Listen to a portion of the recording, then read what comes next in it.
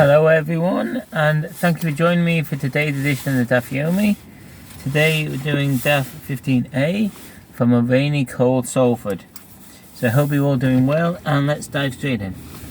So just finishing off from the last Omid, 14b, the Gemara asks, from where is this matter derived? Rav Shimi Bar Chia said, as the verse states, according to all that I show you, the form of the tabernacle and the form of all its vessels, and so shall you do, Exodus 25:9. The final words, and so shall you do, are superfluous and serve to teach, as was done in the tabernacle, so you should do in future generations. So what does that mean? Here they come to explain that when the tabernacle was erected, the special body described in the Mishnah existed. Moses was a king, as is stated, and he was king in Jerushan, Deuteronomy 33:5, as well as being a prophet. He was accompanied by Aaron the high priest, that had Sanhedrin and Urim Tumim. Rashi writes that the Mishnah's requirement of the loaves of the thanks offering are not derived from the erecting of the tabernacle, but rather from what is reported in the book of Nehemiah. Rabbeinu Hanani and the Migash understand that the thanks offerings mentioned in the Mishnah correspond to the offerings that were brought at the time of the construction of the tabernacle. See also the Mishnah Chochmah. Rabbi raised an objection from a Brighton. With regard to all the sacred vessels that Moses fashioned, all the sacred vessels fashioned by Moshe in the wilderness were consecrated by being anointed with the anointing oil. This was not done in the later generations, rather all the temple vessels became consecrated when they were used for their intended service in the temple. Rambam Shevuot Daf 1:12. From that point forward, in the generation after Moses, new vessels do not require atonement to be consecrated, rather their use in the temple service initiates them and renders them fit for use. Rabbi clarifies the objection, but why is this so? Let us say here that as well the phrase, and so shall you do, teaches that the same must be done in future generations. The Gemara answers, it is different there, as the verse states with regard to the tabernacle and its vessels, and he anointed them and consecrated them in Numbers 7:1. It teaches that it is only them, the vessels fashioned by Moses, that are consecrated to anointment, but the vessels fashioned in later generations are not consecrated to anointment. The Gemara asks, why not say them, the vessels made by Moses? He consecrated specifically to anointment,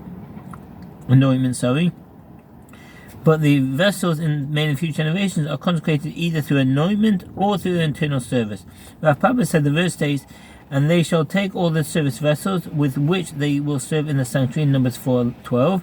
The tense they will serve indicates the verse referring to future vessels, and the verses make them dependent upon service. That is to say, the anointment endows the vessels with inherent sanctity, in addition to sanctity that inheres in the value of a consecrated item, so that they themselves are holy. So they are themselves holy. What this means is that they sanctify any substance placed in them, so that those substances become disqualified if left overnight. Teaching that in future generations, vessels will be consecrated through their initial service. The Gemara asks, now that the Merciful One has written with which they will serve, why do I need to restrict the term them?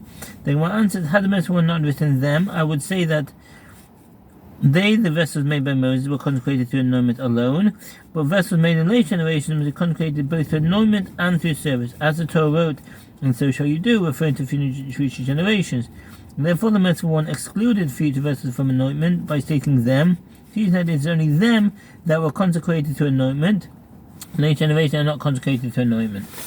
The Mishnah teaches, and with two thanks offerings, the Tana taught in a Braita, and with regard to the two thanks offerings that are mentioned here,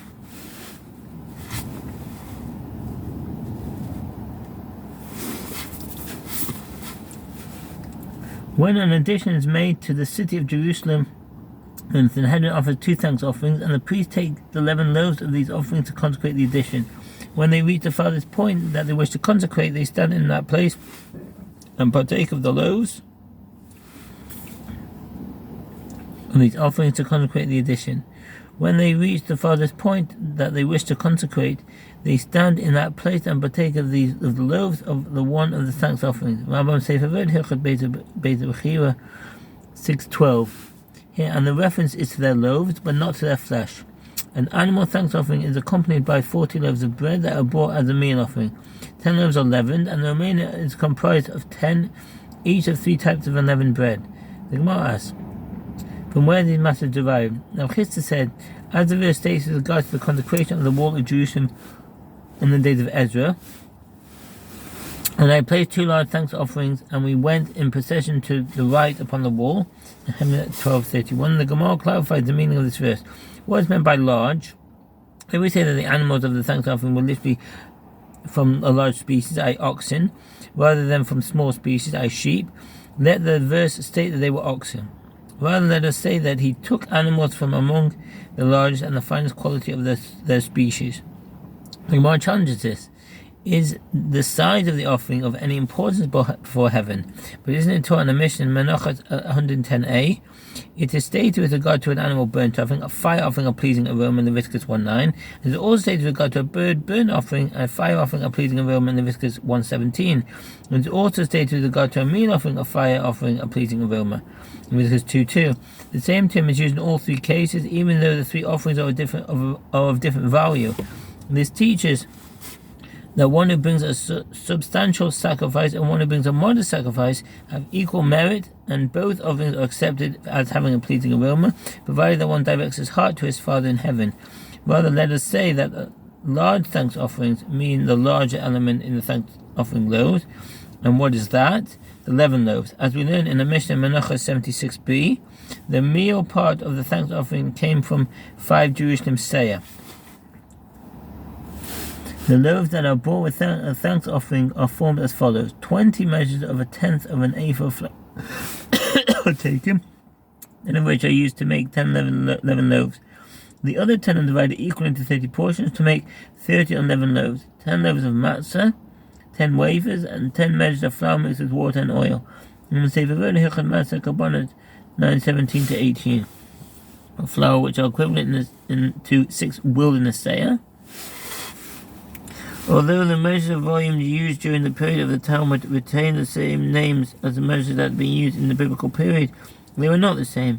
As mentioned in several places, the Jerusalem measures used in the temple period were 1/5 larger than the wilderness measures that are referred to in the Bible. The Zippori measures used later on were 1/5 larger than the Jerusalem measures. The seah referred to in the Bible and the Jewish people in the wilderness is smaller than the seah used later in Jerusalem. This is equivalent to 2 ephahs, each ephah being 6 wilderness seah. These 2 ephahs are 20 measures of 1/10 of an ephah.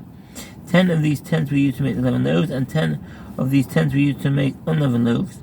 And unleavened loaves were of 3 types: loaves of matzah, wafers, and measured flour mixed with water and oil. Accordingly, the leavened loaves were 3 times the size of the unleavened ones, and it was the leavened loaves that were used to consecrate additions to the city. Rami Bar Hama says, one can infer from this brayta that the temple courtyard is consecrated only with the remainder of the meal offering.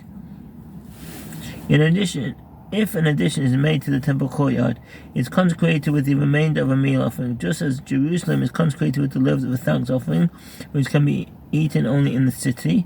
So the temple courtyard is consecrated with the remainder of a meal offering, which are eaten only in the temple courtyard. They are eaten at the furthest point of the area that is being consecrated, in accordance with the opinion of Rami Bar Hama and the conclusion in the Gemara.